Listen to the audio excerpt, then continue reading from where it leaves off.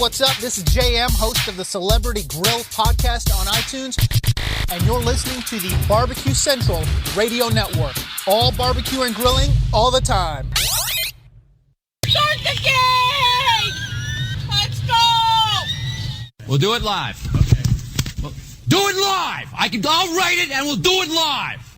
So to get that perfect barbecue, you use wood. Are you sure it's safe? Whatever. We put the lighter fluid on, strike the match, and... Oh! Should we call the fire department? That might be a good idea.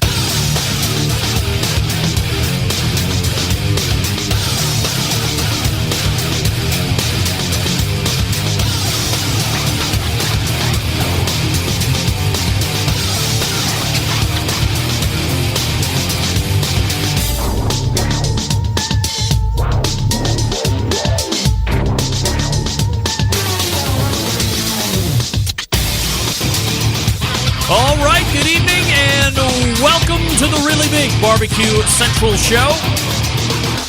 It's the show that talks about all things important to the world of barbecue and grilling, originating from the Rock and Roll Hall of Fame city of Cleveland, Ohio.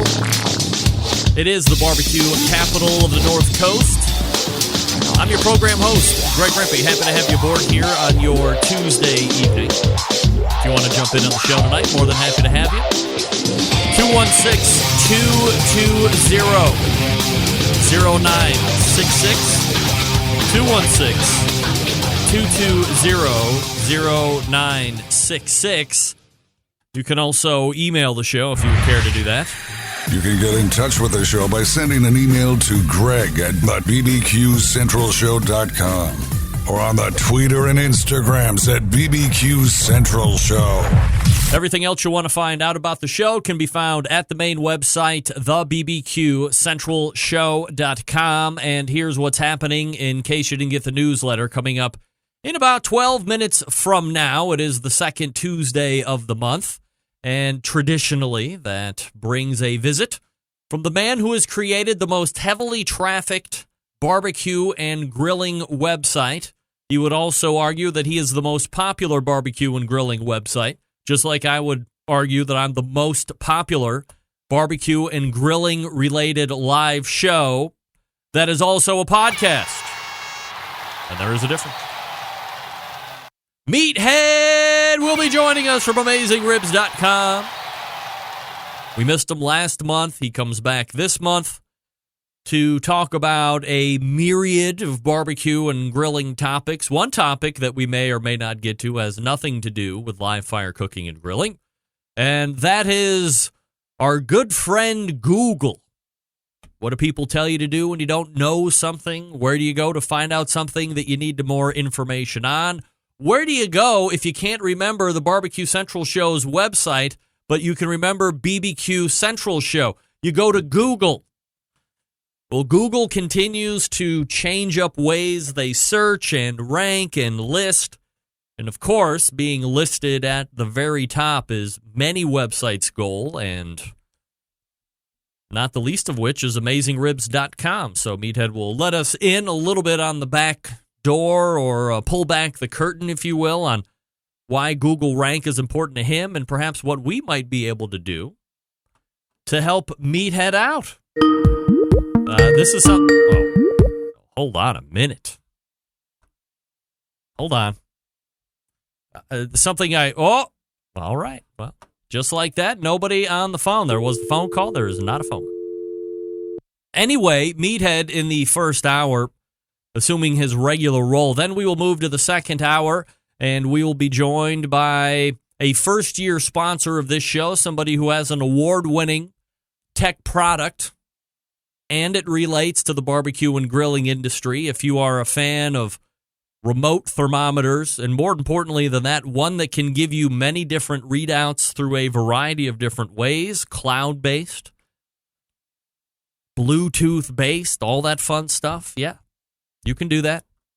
With my guest in the second hour, Ted Conrad from Fireboard, and then rounding out the show at 10:35. First timer to the show, Jason Cole, who's the event organizer of the KCBS World Championship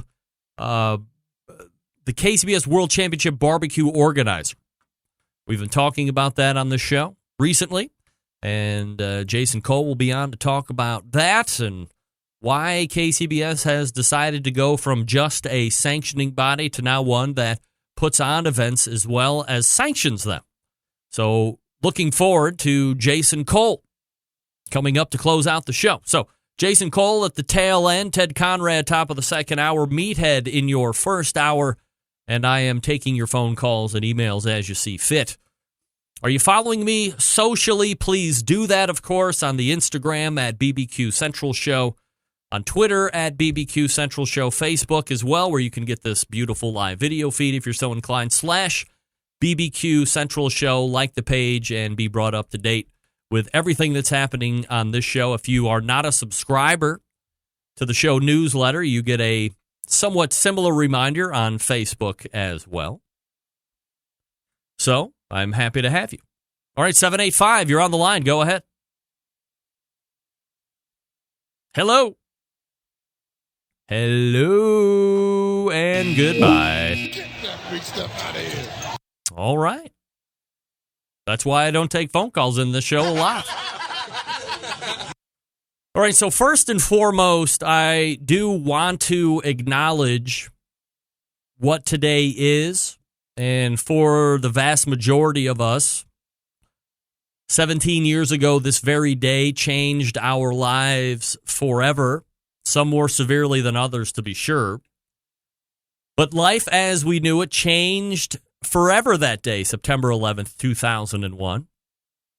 We still feel the effects of it all around us, getting right down to the minutia of traveling and so forth. So I'm not going to spend a huge amount of time on this now because I'll be starting off all the interviews this evening with my guests in kind of a remembrance or where were you that day, because I refuse to let September 11th go by without some type of an acknowledgement. Actually, if you're a fan of the show, you know I refuse to let September 11th, 2001 go by at all without mentioning it at the close of each and every show. September 11th, 2001, I will never forget. So if you want to jump in on the instant message and tell me where you were or how this date sits with you 17 years later, I'm more than happy to get it and share it on the air. If you want to give me a shout, 216-220-0966. I'll try to mix the calls in where I can, but feel free to reach out. Instagram, instant message, through the instant chat, email, however you want to do it. And I will get them in as we also get feedback from the guests as well during the show. All right, quick shout out to the folks over at Bubba Burgers, hooking me up with no less than 2 shirts, 2 hats, 2 aprons. So while I have an overwhelming, guttural decision to make, or that primal, I want to keep everything, but let's be fair, some of you are also Bubba Burger fans as I am. Now, maybe some of you aren't as willing to put yourself out in the public as I have been, like I did with Pat LaFrida, and saying, hey, I like Bubba Burgers, to a guy who is, you know, the meat master, and he is well known for his different burger recipe blends. But I said to him right there when he was on the show, I like Bubba Burgers. He didn't seem to know too much about Bubba Burgers, but somehow, some way, the folks at Bubba Burgers must have found out that I am some kind of fan of theirs. And within the mail contained the 2 hats, 2 aprons, and 2 shirts. So at some point, probably on social media, in order to boost the following, that's why I'm asking you if you're following me socially on Instagram at BBQ Central Show. Give it a follow, so worth it, and we'll talk about more on that in the second hour. I will do some type of contest to give away one of those shirts, one of those hats, and one of those aprons in a package. So you can also rep your love of Bubba Burgers. By the way, in case you're wondering, is this a shill? Negative. Not a shill. Not a sponsor of the show. Just a fan of the product. In fact, we might have turned a show contrarian to the Bubba Burger, John Solberg, former producer of the show, and I say former solely because the technology has kind of sucked. So we've had to go back to me running everything, which pretty easy to get used to John doing a lot of the logistics that you don't see, but he was a little contrarian or a little presumptive if these Bubba Burgers were actually going to be good or not. And I said, hey, you got to try them first. Try them first and then tell me. Because as we all know, my flavor profile and what my palate enjoys might be considerably different than what you like.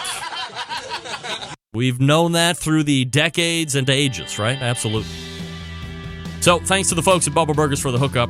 And be on the lookout on social media for your chance to win a hat, a shirt, and an apron. Again, not chilling, not selling out, not paid. Big stuff out of here. You know I like my money. Hey, behind every great meal is a great grill, and not just a great grill, a Traeger grill, and the Timberline, Traeger's most advanced grill yet. It allows you to grill, smoke, bake, roast, braise, and barbecue like a pro, no matter what your level. Thanks to the incredible wood-fired taste. Seriously. You don't know flavor till you're cooking with it. Traeger grills use all-natural wood pellets as fuel, so you're literally cooking with flavor. From low and slow smoked ribs to a seared steak, even a baked apple pie, Traeger's can handle it all. And the Traeger Timberline makes it even easier thanks to the Wi-Fi capability. You can check your cooks, kick up the temperature, set custom cook cycles anywhere, all right through the Traeger Grill phone app. If I had a brisket on my cooker right now, I could go check it right now and make adjustments in-app. Find one at your local Traeger dealer or check them out online, TraegerGrills.com. If you want to beef up that barbecue game of yours, take a Traeger shop class. They're going on coast to coast right now, bringing barbecue knowledge and amazing wood-fired food everywhere they go. Come on. Taught by professional pitmasters like the guy I just hooked up with this past Saturday, Chad Ward. Chadley Von Ward made a stop through the Rock and Roll Hall of Fame city. Hooked up with him at the Jolly Scholar downtown, Case Western Reserve University. We did that. You can take home the skills you need to be a barbecue master, a king of your cul-de-sac. Just take a shop class. You can find the nearest shop class to you by visiting TraegerGrills.com/shopclass. Again, that's TraegerGrills.com/shopclass. Be sure to follow them on social media at Traeger Grills, even though somehow I've been banned by Traeger. Can we fix that, please, Traeger? Can we get me unbanned on the Instagram? Is that possible? But you can follow them on Instagram, even though I can't, and take advantage of social media prizes and giveaways and all that other stuff. Tag them at Traeger Grills. You never know what's going to happen. They love the grassroots stuff. So do I. Again, TraegerGrills.com or TraegerGrills.com/shopclass. And we are back with Meathead. Stick around. We'll be right back.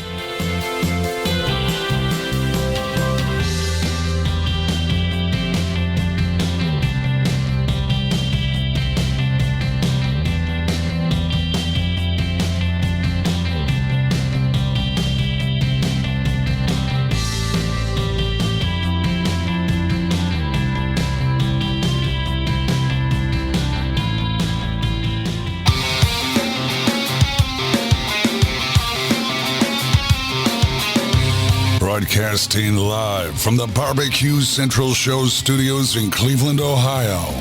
You're listening to the Barbecue Central Show. Once again, here's your host, Greg Rempe. All right, welcome back. This portion of the show is being brought to you by Butcher Barbecue, makers of award-winning injections and marinades and rubs and seasonings and barbecue sauces and grilling oils. All Butcher Barbecue products tested on the competition circuit as well as in the backyard worldwide. Be the pitmaster of your neighborhood. Visit butcherbbq.com right now to stock up. Always trust your butcher. Folks, the second Tuesday of the month for each and every month of the last 37 years of me doing this show has found a visit coming from the creator of the AmazingRibs.com website, Meathead, joining us. Meathead, how are you, buddy? I'm good. How are you? How's all the Centralites today? Everybody is fabulous. Meathead, we are ready to go, baby. It's football season, thank goodness. Football season. Hey, Cleveland didn't lose this weekend. I guess. I don't know. It's like if it's technically not a loss, but I can tell you what it's definitely not. It's not a win.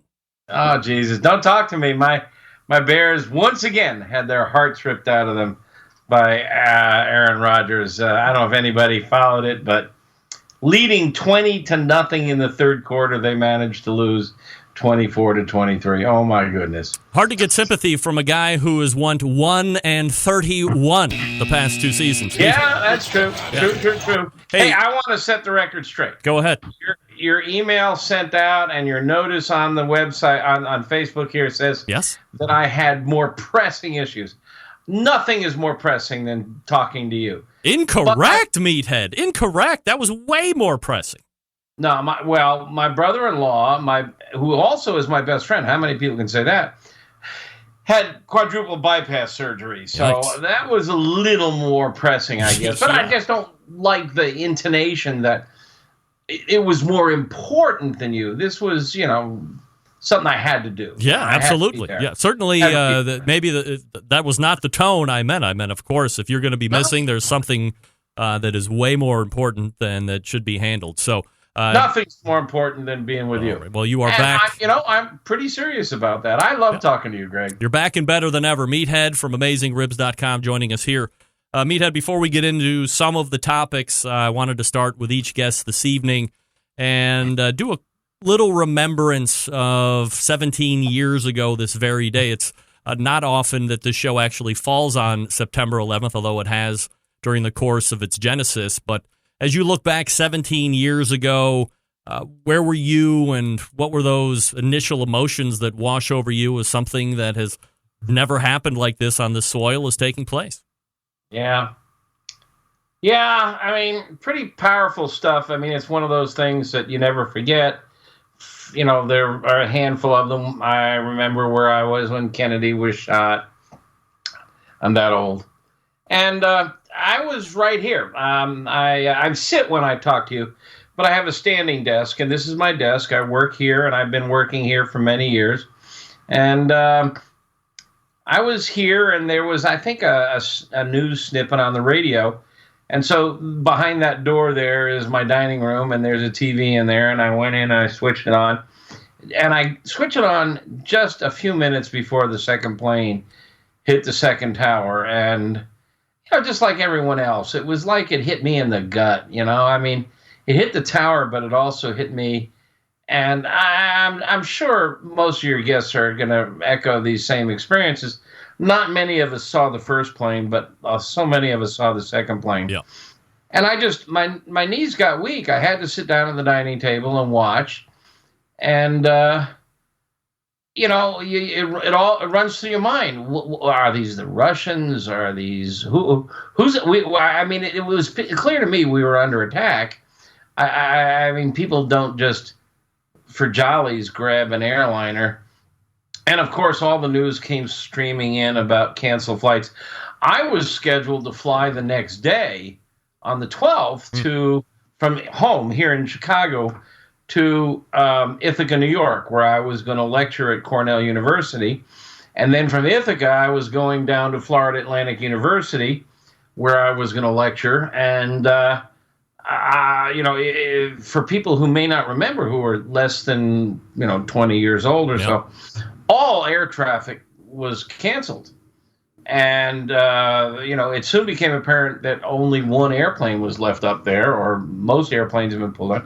And that was, the one over Shanksville. And it was just a series of dramas. I don't remember all the details. But, for weeks afterwards, the nation was paralyzed. Many of your listeners, I suspect, lived through it and remember it. Although it was 17 years ago. Yep. So I fear that many of your listeners think of it as history from the history book. And there was just nothing like it in American history, with the possible exception of Pearl Harbor, which also killed somewhere in the same neighborhood of 3,000 Americans. In Pearl Harbor, most of the deaths were military. There were 2,977 died on or soon after September 11th, not counting the hijackers, or the rescue workers, many of whom died later and are still struggling. Correct. But, there are other things that still haunt me. Soon after that, we invaded Afghanistan.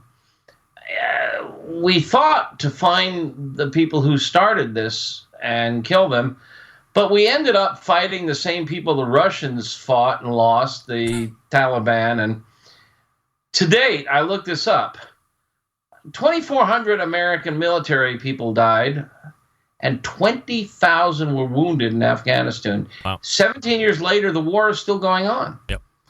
I don't know what we're doing there and what we're accomplishing there.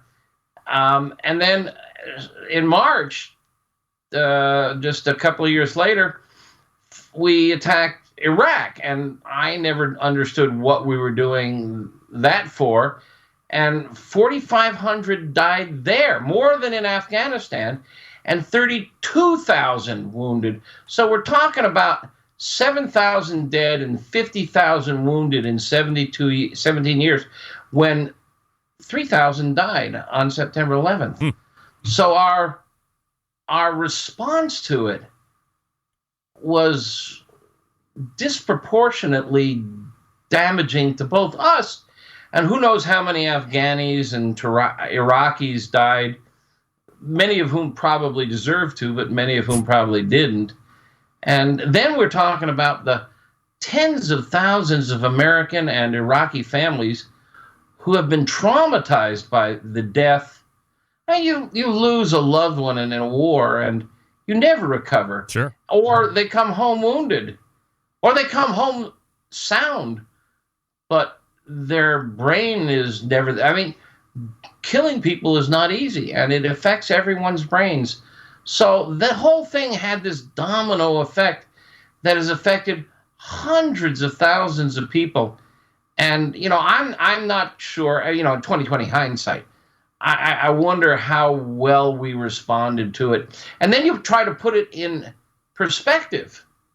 I mean, we freak out over 3,000 horrific deaths 17 years ago, but every year, 30,000 plus die in car accidents. Why haven't we declared war on Detroit? Why haven't we fixed the automobile problems? 23,000 gun suicides in 2016, and 14,000 homicides. Hurricane Maria, 3,000 alone, more than on September 11th died. And we have government officials saying that we handled Maria perfectly. So I don't know. I mean, 3,000 is a lot of people, and we shouldn't diminish it. We also have to keep in a perspective, I think, all the other byproducts of that war and other tragedies that go on in this country that we don't respond to with the same urgency. I don't know. I talk a lot about barbecue, and I try very hard not to talk about politics. I don't want to upset or offend anyone, and people who love barbecue get offended when you start getting off topic. But it's a powerful and passionate issue. Let's go ahead and get back on topic then, Meathead, because I agree with you. It is. You asked. I did. But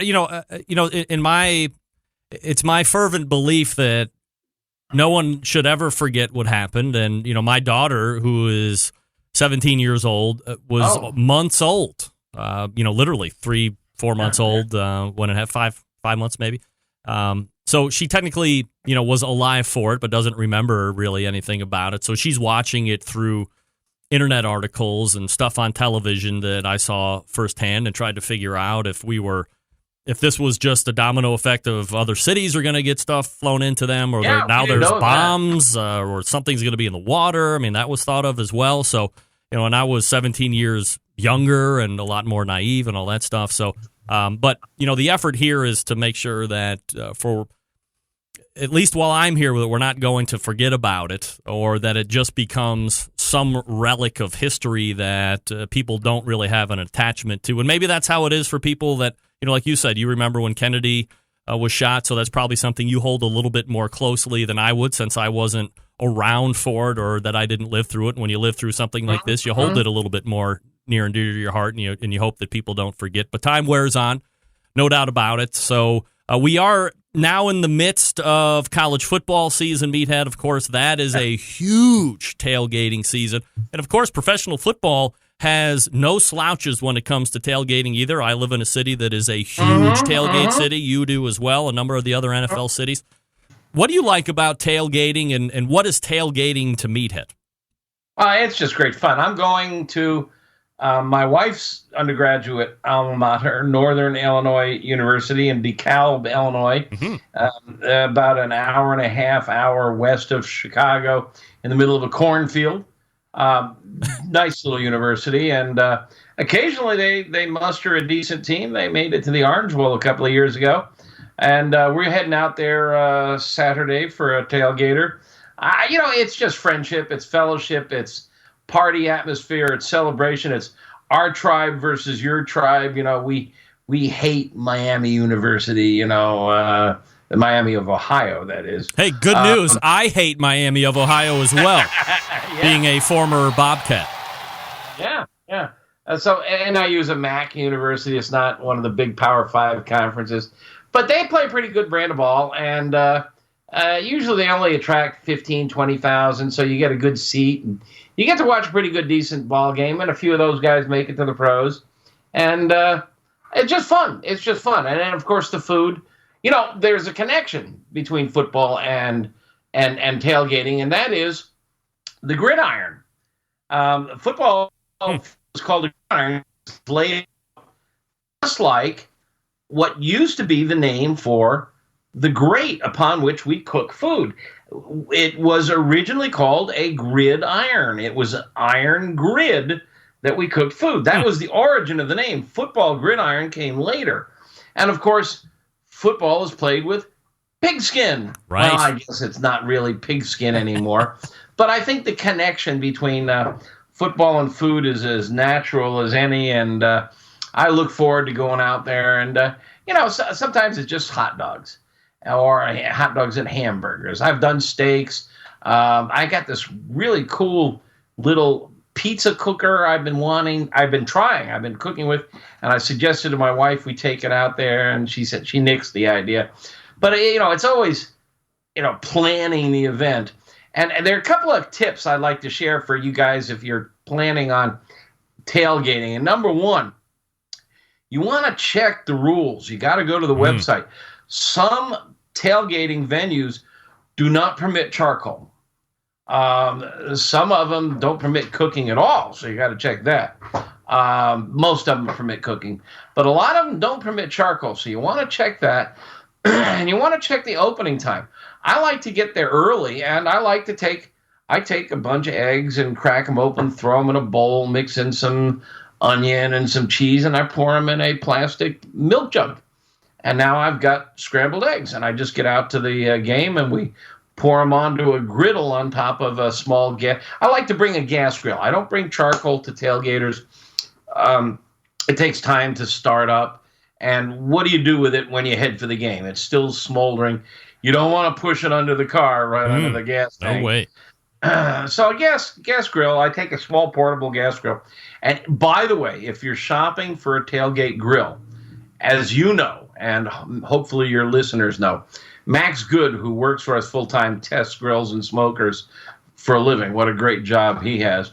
He has his top 8 tailgate grills on our website. They're called Pitmaster Awards, and they range in price from cheapo to elaborate. So check out his ratings. He's got more than 50 or so tested and rated, but he picked his top 8. So pick up a good tailgate grill. Like I say, I lean towards gas, and I've been known to cook up some really good steaks. But you don't want to get too elaborate. You're not going to do ribs or brisket. It just you don't. Convenience more important. You don't have to show off. And there's 3 approaches. You can do all your cooking at the game. And if you're going to do that, things that cook fast like burgers and dogs and steaks and chicken and stuff are the answer there. Yep. Fajitas and so on, wings. Or you can bring cooked foods that you've chilled. So you could cook something the day before and then chill it down, throw it in a cooler, bring it, and then warm it. But you're serving leftovers that way. Not my favorite approach, but it works. I mean, leftover wings can be reheated and they can be delicious. Or you can bring hot food. If it's a late day game, like a 3 o'clock kickoff or something, you can get up early and cook up a bunch of food and throw it in a beer cooler. Beer coolers not only keep things cold, but they also keep things hot. Right. Call it a focambro. You could do a pork butt, start it in the wee hours and bring a pork butt and rip it apart and shred it there and do pulled pork. So there are 3 approaches to doing that. And don't forget to do things like, bring paper towels, bring water for cleanup and washing, bring a liquor box for a garbage box and garbage bags. Don't forget the tickets. Chairs. If you're bringing charcoal, bring a chimney, cutting board, beer, plenty of drinks. I like to do Bloody Marys, and I rim the glass with a barbecue rub. I do my Memphis dust on the rim of the glass. Are you into micheladas? I'm not into it, but I've done it and I like it.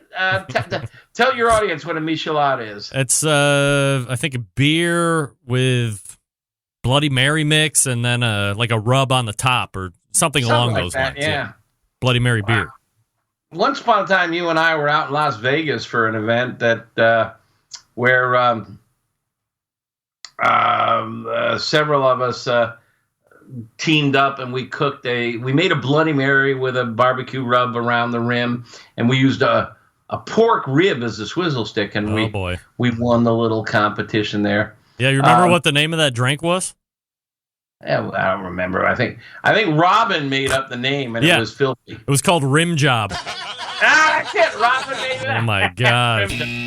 All right, good night, everybody. Meathead, I'm getting question upon question in the instant chat. What the hell is on the desk there? Is that a rib bone or what? Off to your right there on the top? Oh, yeah. That's interesting. Yeah. I brought it in to remind myself to talk about this. Jerky. No. This is my wife planted a variety of sweet red pepper called Carmine, and it's an Italian variety. It's a slender, long, but it ripens red, and we dehydrate it. I throw it on the smoker. This has been smoked. I split it in half and dehydrate it and put it on the smoker. And when it gets good and dry, I throw it in the mix master or the coffee grinder, and I make the most wonderful smoked paprika. Oh, really? It's so easy to do, and it's just, or you can just chop it up and put it in a jar, and use it in your cooking. Red pepper flakes, without being hot red pepper flakes. We also do it without smoking it, just dry it out and make great paprika. This particular breed, Carmine, makes really great paprika, but it works with a lot of red peppers, or it works with jalapenos, serranos. You can make hot. Just pick your peppers, split them open, gut them. I like to take the seeds out, and most of the heat is in the ribs. They're called the placenta. Uh-huh. You can take the ribs out, and that's where the heat is. Depends on how much heat you like. I get rid of the seeds because they stick in my teeth, and they don't have that much heat. And then you can dry them out. You can dry them on a smoker You can dry them in your oven. Keep the temperature down around 200, 212. You just want to slowly dry them out, get them dry and crisp, and then you can grind them into a powder or chop them into chunks. The other thing that I love to do at this time of year is cherry tomatoes. Cherry tomatoes, if you pick a bunch of, and if you plant 2 cherry tomato plants, you get enough cherry tomatoes to fill a bathtub. Oh, yeah. And you're always overstocked in cherry tomatoes. I pick them and I stab them with a sharp knife or a pointed fork so that there's some holes in them. Throw them on the smoker, keep the temperature low, under 225, and dehydrate them until they're tender like raisins. And they're incredible. Really? They're like raisins. They're really sweet. They're really rich. They have this smoky flavor. They're fabulous on a focaccia. Throw them on a salad, on a pizza. There are just a million things you can do with them. Whatever you could do with a raisin, you can do with a smoked cherry tomato raisin, and they're just unbelievable.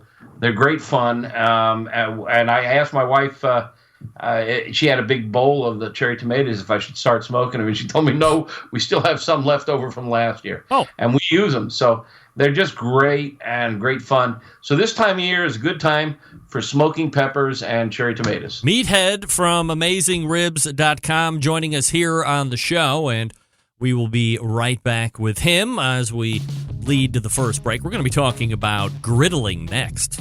That's very exciting. You know what else is exciting? Big Papa Smokers. That's right. Head on over to the one-stop shop for all things barbecue related. Their curated selection of only the best outdoor cooking and grilling supplies. Get you on the path to better barbecue results in no time. Everything at BigPapaSmokers.com has been Pitmaster approved by Sterling Big Papa Ball himself, from the award-winning rubs to the American-made grills and smokers. Something for everybody at that website. They're also known for their popular rub flavors like Sweet Money, Cattle Prod, Cash Cow, all proven winners on the competition circuit and in the backyard. They offer 13 perfectly balanced flavors that transform ordinary meals into extraordinary. Also have that partnership with Simply Marvelous Barbecue, which is known as the West Coast Offense. And they own the award-winning Granny's Barbecue Sauce. If you're looking for a new go-to sauce that'll please everyone, Granny's traditional yet powerful flavor remind us why we fell in love with barbecue in the first place. Find Granny Sauce and other top-rated sauces at BigPapaSmokers.com. And aside from all of that, they have the very best pellet charcoal and wood cookers on the market today. Looking for a versatile smoker, easy to use? Yeah. Mac 2-Star General Pellet Grill. That's right, the Big Papa Smoker, the exclusive Mac dealer. They even offer special packages that nobody else can. Not a fan of pellet smokers? Fine. Take a look at the old Hickory Ace BP, the only charcoal smoker that Big Papa trusts on his competition trailer. And if you're a backyard barbecue enthusiast like me looking for a durable and versatile grill that will last forever, the M Grill from Texas is just what you need. They're built like tanks. If you're not sure what you need, you can't go wrong with whatever is offered on BigPapaSmokers.com. Something for every kind of backyard cook and budget. Here's what you do. If you have questions, you give them a shout, 877-828-0727. That's 877-828-0727. Or shop the website, BigPapaSmokers.com. That's BigPoppa Smokers.com. And if you're looking for some new cooking videos, I believe the website is Cooking with Big Papa. You can probably put it in Google if you want. And Sterling has released like 4, 6, maybe 8 new, somewhere in that 6 to 10 minute cooking videos. So I think it's called Cooking with Big Papa. Check it out. Really fun, simple, full of flavor. There's a Brussels sprouts one that I'm going to try over the weekend that looks absolutely dynamite. And only 3 ingredients. That's my kind of recipe. 3 ingredients. One of them's butter. Meathead out of the break. Stick around. We'll be right back.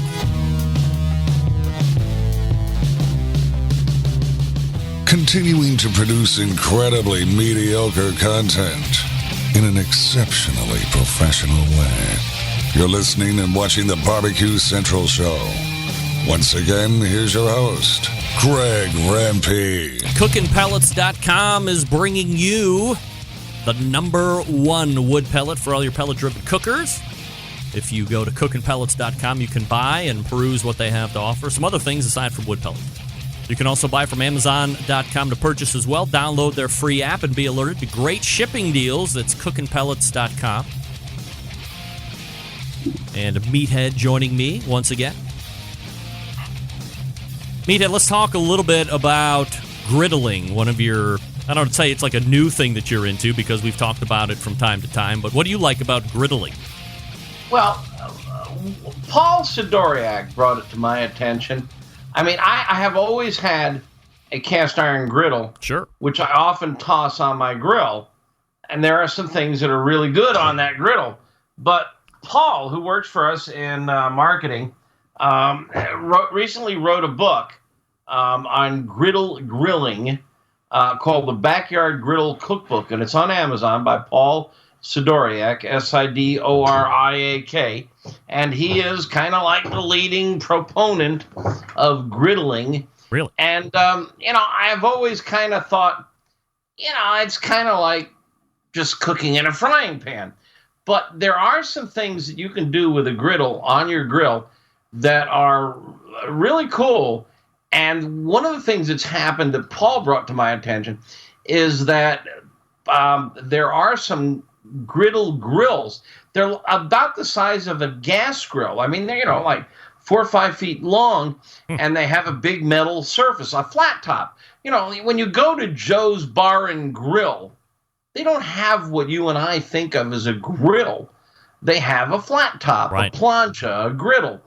And, Joe is cooking up burgers and stuff on that hot metal flat top surface. And Blackstone, for example, has a 36-incher that I think is under $200. Camp Chef has one, a couple of them. And so they're really interesting. They're not expensive, and they're a cool idea to take to your tailgater. Do you know what let me ask you this question, Meathead, because I'm sure you've had the ability to play around with these, or at least talk to Max, who's had some ability to play around with these. I think, to me, I see them at a big box store, or I'll see them online with people doing some reviews. Are they even front to back and left to right on heat? That's the only concern that I would have, is that you would have a lot of hot and cool spots, which I'm not a big fan of. Yeah, I can't answer that. Paul knows better than I. I haven't laid hands on enough of them to answer that. Mm-hmm. I would assume that's a major part of their appeal. And, since Paul put the book out, he's in our marketing department. I went to him and I said, Paul, we got to grow this section. I've been using a Lodge cast iron griddle on my gas grill a lot. I mean, for example, salmon. We stumbled into a street fair in Portland, Oregon several years ago, where this guy had a griddle, a big, flat top griddle on the street, and he was cooking salmon, fresh ocean salmon in Oregon, and he started it meat side down, not skin side down. And, so it's that little curvy side, and pressed it down flat until it was golden brown. And then he flipped it over to the skin side and put a dome over it. This is really the same kind of thing that chefs do. They start a piece of fish in a frying pan, and then they stick it in the oven. But he puts a dome on it, or if you're on a gas grill, you just close the lid. So it's pan roasting, essentially, and you can get the skin really crispy like potato chips, and you can get gorgeous golden sear. And you can throw, we have gardens, and we take, basil, oregano, and throw it on the gas grill, and it pumps out smoke, which if you put a dome over it, I just got a big metal mixing bowl that I put over there, it gets trapped under there, and you get that nice smoke flavor deposits. It cooks quickly, but you get this delicate smoke flavor, which you can't get in a frying pan in the house. So I like throwing a griddle on top of a gas grill better than I like having a standalone grill. But having a standalone grill, as Paul has demonstrated in his book, gives you some really fun things you can do. Pancakes, eggs, fish, shrimp, and so on. But I work with my cast iron. And I talked with Paul today, and I said, Paul, can we grow this section on our website? Because I want to know what's better, cast iron or stainless steel. Now, a lot of burger joints cook their burgers on stainless steel. How come? Which is better, cast iron or stainless steel? A lot of places, I've worked with a salt block. Salt blocks are really cool. Probably not economical in a restaurant sense, though, right? No, although there is a restaurant in Oklahoma, I think, where she has an entire cook surface made of salt blocks. Real? Yeah. I read about her in a magazine somewhere. Another option, of course, is we recently redid our kitchen, and I had the guy who put the countertop down give me the sink cutout. We used quartz as a countertop, and I took the sink cutout, which is the size of a sink. We got a big sink. Yep. And now I've got this 1.5 inch thick piece of quartz, and I've been griddling on that. Soapstone. So there's all these griddle surfaces that are interesting and that could be fun to play with. So I've asked Paul to expand on it. I'm not the expert, other than I've done some things on my cast iron griddle and some of the other things I have, and I see that there's interesting potential, especially if you put things like dried herbs, even hay on a gas grill, put out big poofs of smoke, which you can capture and flavor things like fish. All right. Fun thing to play with. Let's ask this question, because I've asked the only other person I've ever heard mention hay and smoke is your friend and mine, Stephen Reichlin, Barbecue Hall of Fame. Yeah. Hay or straw? Oh. Uh-huh. Guess what? He does the same thing. I'm going to tell you what it is, by the way. Okay, I know that hay and straw are often, or straw, and I don't know which, are often used for things like oysters, and I've done that.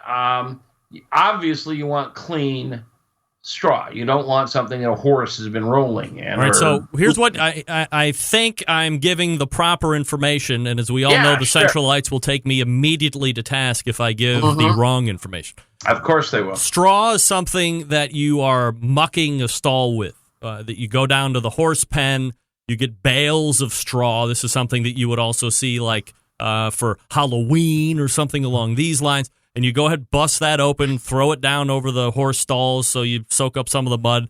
There's no nutritional value in that. That's straw.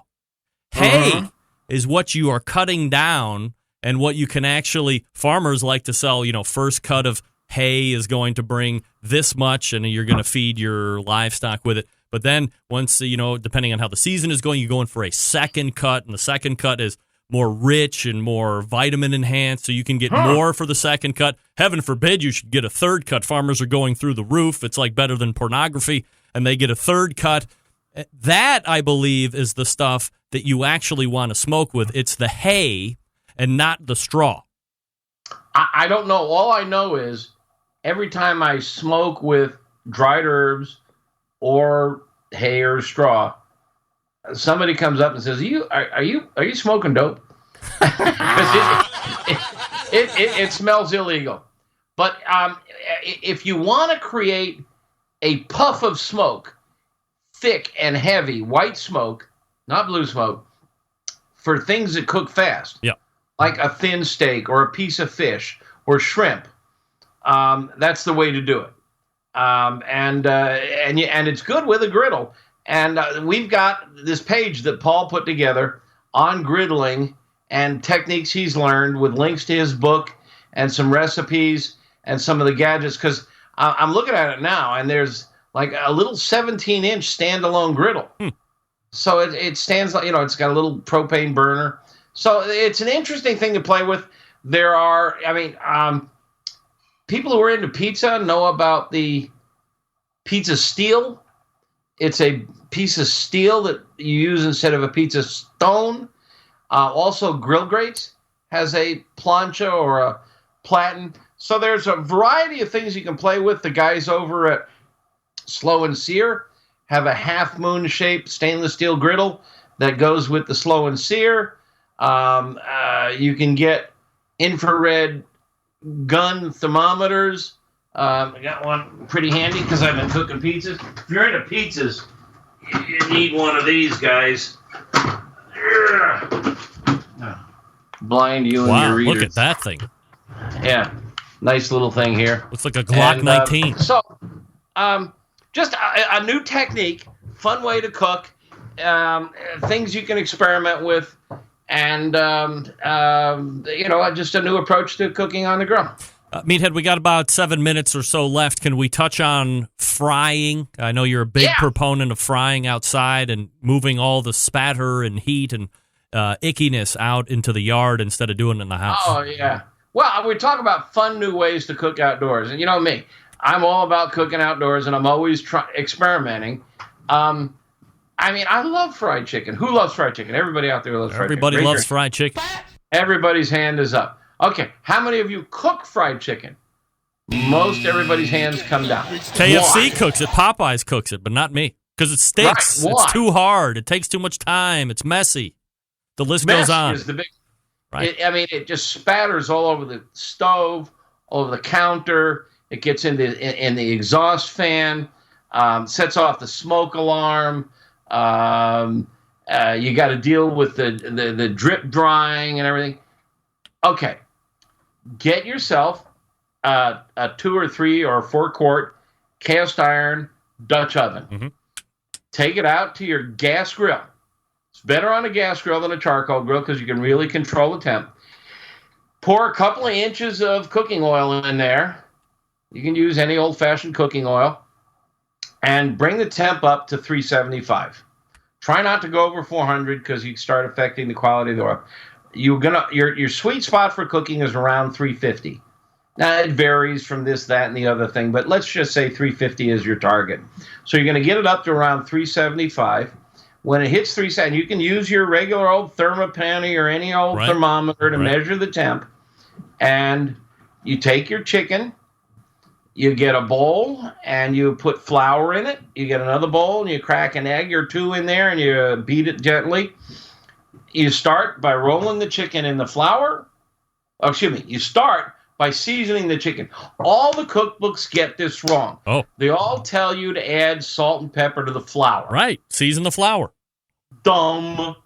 You season the meat just like you do everywhere else. You season the meat. Put your salt and pepper on the meat so you've got the right amount. Why are you going to season the flour and then throw half the flour out? Rub your meat. You have no control over how much flour is on the meat. Season the meat. And you can season it with salt and pepper. You can use your favorite poultry rub or whatever you want.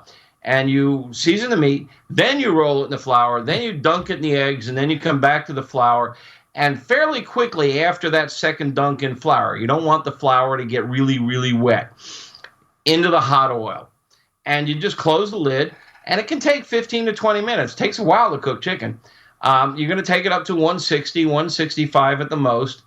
And you get this gorgeous golden crust, as good as you'll get from any restaurant. And anybody who loves fried chicken knows it's best when hot. Yep. It starts deteriorating rapidly as it cools off. You go to KFC, and you bring it home in a bucket. When you get home, it's all soggy and blah.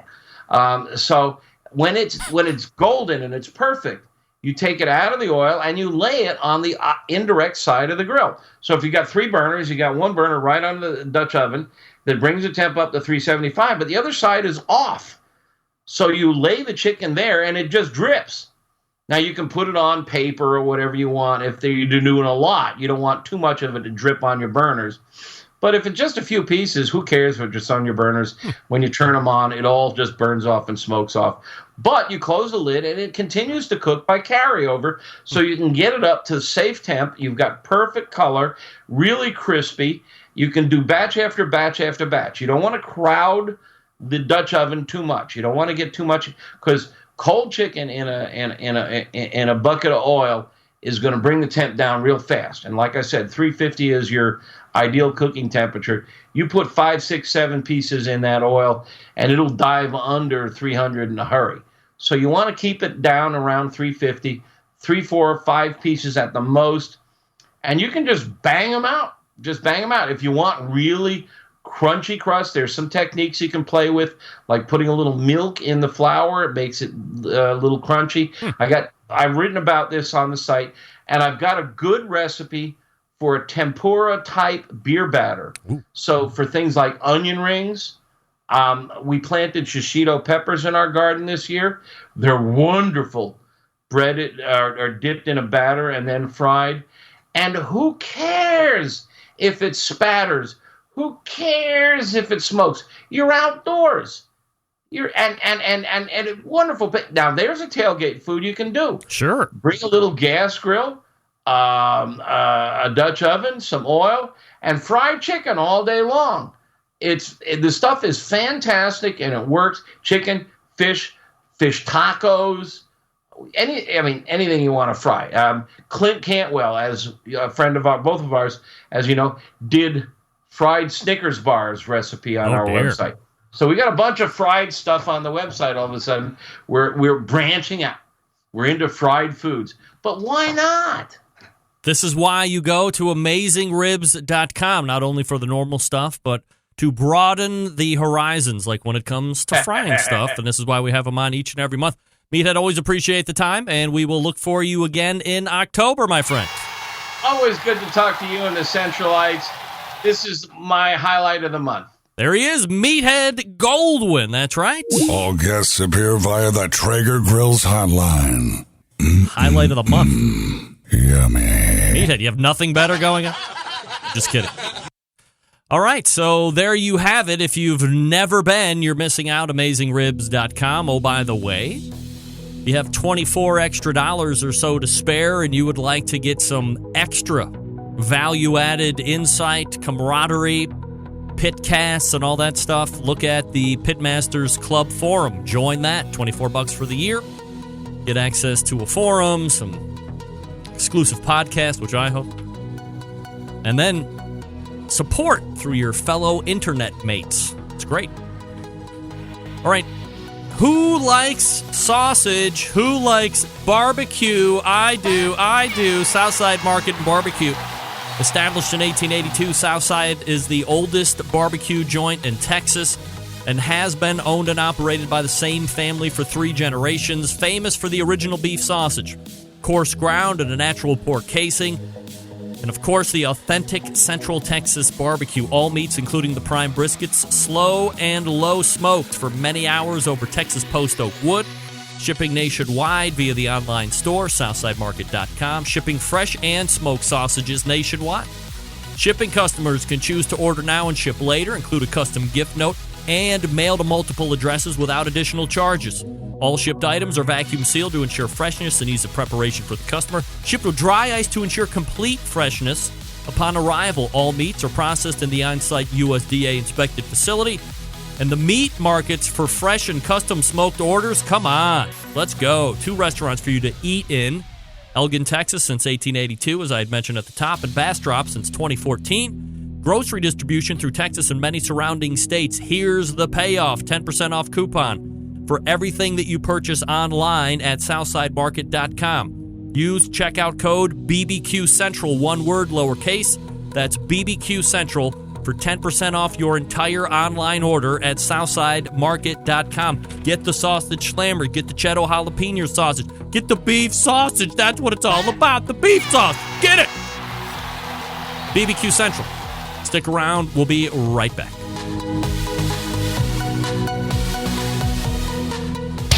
Big name interviews, advice on cooking brisket and ribs, and the only host willing to share his honest opinion on all things important in the world of barbecue. It's the Barbecue Central Show. All right, welcome back. This portion brought to you by Fireboard. Monitor up to 6 different temperatures simultaneously. Correct or connect via the Bluetooth or Wi-Fi. If you have Alexa or Google, you're in luck. Integrated with both. Fireboard.com, the website, 816-945-2232. And we thank Meathead for joining me this past segment. Again, his website, AmazingRibs.com. That's AmazingRibs.com. And again, if you have the $24 to spare, think about joining the Pitmasters Club. If you go to AmazingRibs.com, just click on the Pitmasters Club, give you the whole breakdown of what you get for the money. And quite frankly, hard to find a better value for $24 in the barbecue and grilling world right now. We are back to reload into the second hour. You are listening and watching the Barbecue Central show right here on the Barbecue Central Network. Stick around. We'll be right back.